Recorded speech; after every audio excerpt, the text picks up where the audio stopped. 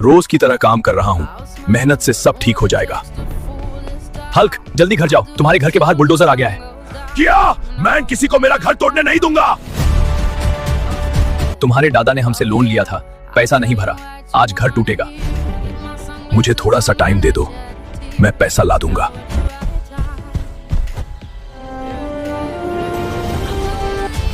मुझे 1 लाख रुपए चाहिए और मैं जीत कर ही जाऊंगा।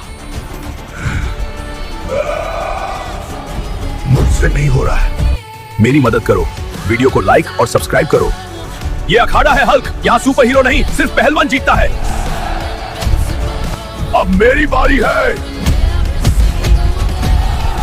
जीतने वाले हल्क को मिलते हैं 1 लाख रुपए।